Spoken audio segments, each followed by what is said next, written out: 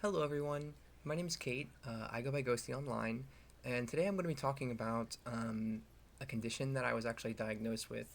I want to say a little over a year ago now, but that has been sort of that I've been dealing with for the past few years. I want to say the past 3 to 4 years now. So I've actually alluded to this in a few of my other videos, and so that's part of the reason why I want to talk about it today. Is sort of just like get it all out in the open, and also kind of just like establish a timeline. It's not very often that I get the opportunity to just kind of talk about like how I came to discover what was wrong with me, essentially, like why I was in so much pain and whatnot. So anyway, without further ado, I would start by saying that a little over a year ago, I was diagnosed with fibromyalgia. This is a very broad basis diagnosis.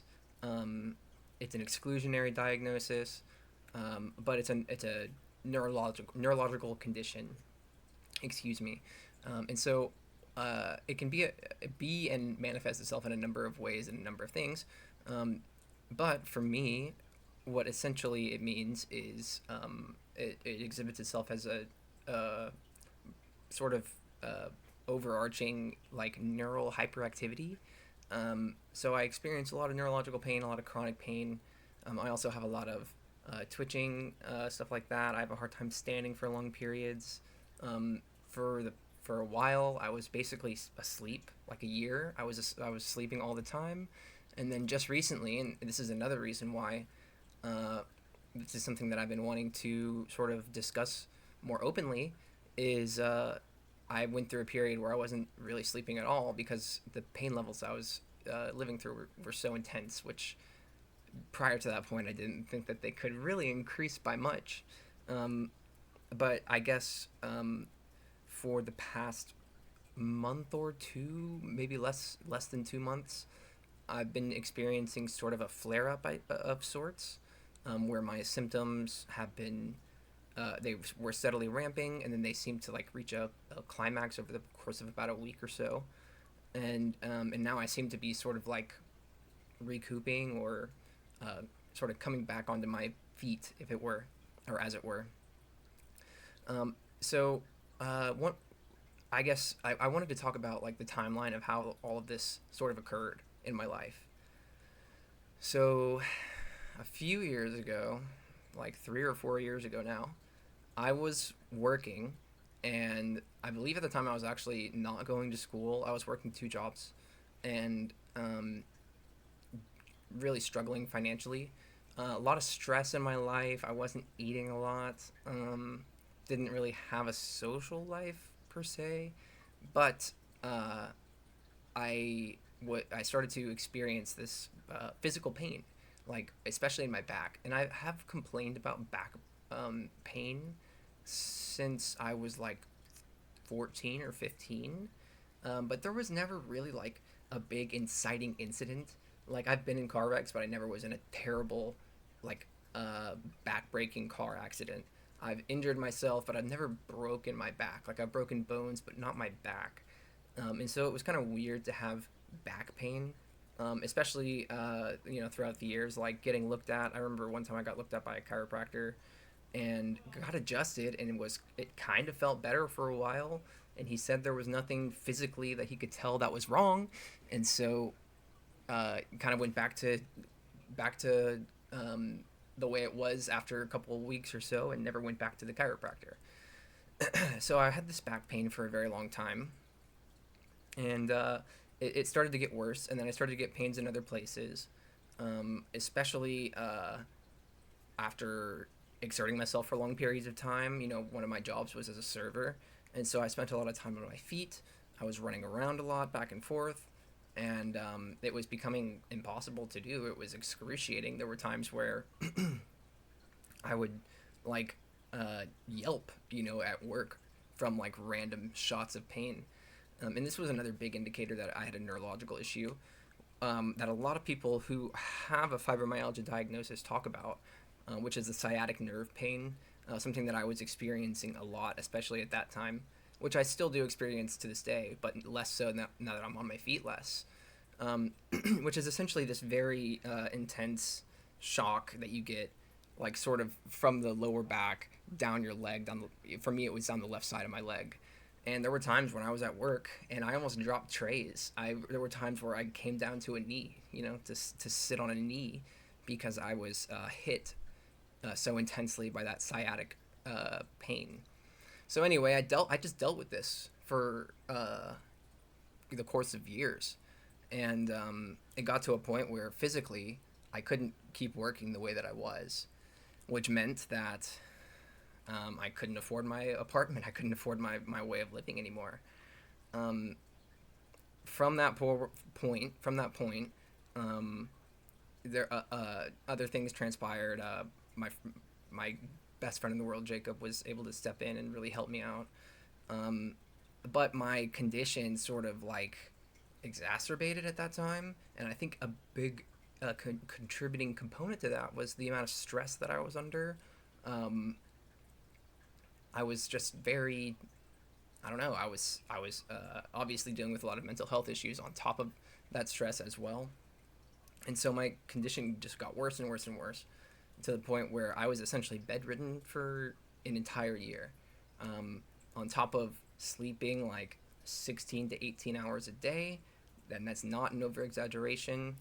Um, I would not be able to really move around much because of the amount of pain I was in. As disgusting as it might sound, I very rarely took showers. Basically, the only time I was on my feet was coming back and forth to the bathroom. And Jacob fed me. Like, he brought me food to my bed. And that's how I was able to sustain myself. But during this time period, I also lost a tremendous amount of weight. Um, I went from like 150 to roughly where I am now. At like, I hovered between like 117 and 122 ish. Excuse me. And it doesn't seem that like it doesn't seem that eating more necessarily uh, changes that range very much. So anyway, I went through this period where I was very very sick, and uh, went to a number of different doctors. Got actually a couple different diagnoses, um, some of which were kind of like, looking back on them now, I'm like, what was I? Who was I talking to? Who was this quack doctor? But eventually, saw this pain doctor. I want to say his name was Dr. Nokabe. He was really good, and he was basically sending me out to these different specialists and getting me checked for neurological issues. And this was before I got a diagnosis.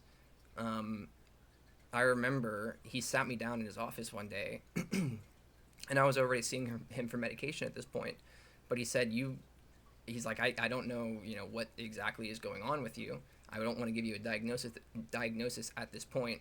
And I believe at that point I was seeking a diagnosis so that I could try to apply for disability benefits. Regardless, um, he did tell me at that time that I did have a serious neurological issue that would require treatment for the rest of my life. And there was no addendum to that. So eventually, I stopped seeing that doctor because I moved to a different area, and I'm seeing the doctor I started seeing the doctor that I am now, as well as a number of different additional specialists. And really, I've been blessed actually, because Jacob and my mom, my adopted mother now, have been so gracious to send me to all these people to like try and figure out what's wrong with me and why am I in so much pain and struggling so much. What kind of medications do I need to be on? Anyway, so I started seeing the doctors that I'm seeing still to this day, and eventually they did an EKG, and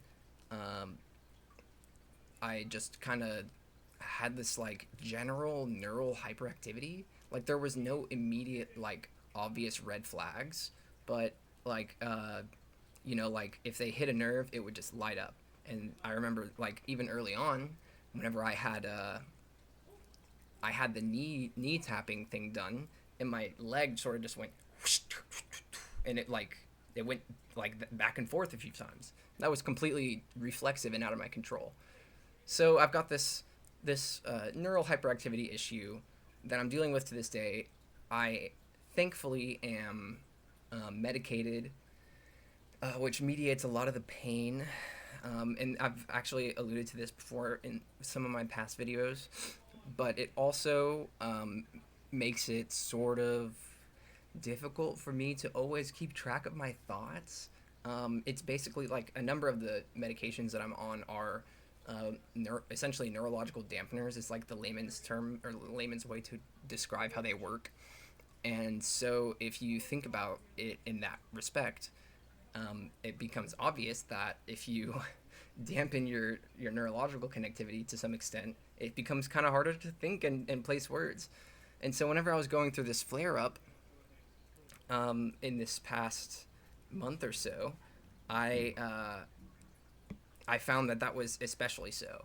Like I couldn't even more than I am right now. I couldn't speak to people. I was babbling like incoherently through long periods, and it started to experience some additional symptoms like obviously the increased sleeplessness, which is the opposite of what I've become used to. But then I started to sort of have these very mild hallucinations. Like I would be sitting here at my desk, and I would. It sounded like someone had opened the door, like opened the door to the outside of our house, and I would get up and check, and everyone's asleep in the house. I would get up and check, and there's no one there, and so I'd sit back down, and everything's fine, and then I would hear the door open, and eventually I just stopped going to check because I know it's not open. I know no one's awake or there. Um, so anyway, I guess again I'm sort of babbling about I sort of more so than ever in my life struggle to retain a central focus. And I think that if anyone is actually watching these videos, is that is probably incredibly clear. I feel like I used to be a really articulate person who could like string a number of threads together in the course of a conversation in order to get my point across. And now I try to do that and I get lost in one of those threads. I can't keep track of what I I can't keep track of what it was that my initial intention was. And I think that that sort of mindlessness that experience and have experienced with and without medication since I started really struggling with this condition is really the worst part of it for me. The pain at times is truly excruciating. I can't imagine that being shot or stabbed multiple times could possibly be more painful. And I've been cut up before. It's not necessarily intentionally all the time, but I have broken bones and I know what it feels like to be hurt. And I'm certain that the level of pain that I've experienced in the past couple of years neurologically, there's nothing that realistically could overcome that. But to me, the inability to think and speak clearly like I once did, the inability to sit down and write. I'm a big writer, and I that's really my great life passion is to write. And so it's devastating that I have these ideas in the same way that I used to, but I can't sit down and focus them onto the page and onto the text document like I used to be able to. Even a few years ago, even whenever I was um, at the time where I was struggling the most, and in a lot of ways was the most depressed I'd ever been, I was still writing. And I was still, trying to be creative. And now it's like I feel like I've lost the script in a lot of ways. That's kind of the most devastating part. I don't know. Overall, I feel like I've adjusted pretty well though. I might do like a flip flop. Uh, I might do an emotional intellectual flip flop every 5 to 12 hours if I'm not,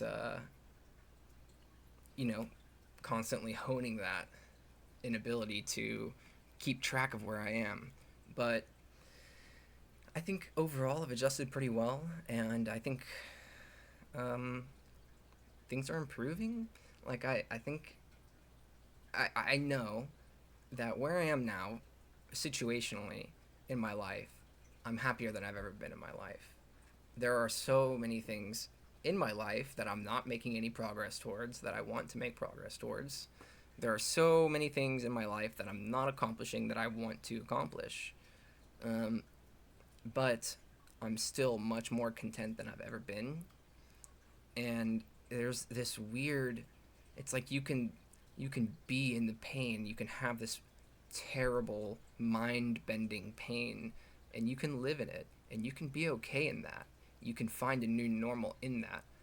uh, and that's it's kind of empowering, as much as it can be isolating and lonely at times too. uh, it's nice to know that even at the times where I feel like my face is splitting open and my ribs are being crushed by giant, meaty palms, I can mentally be okay, even in those moments, where I'm struggling and gasping for breath. I can overcome that, and I can still be kind to the people around me. That's really the powerful part of it for me. Thanks.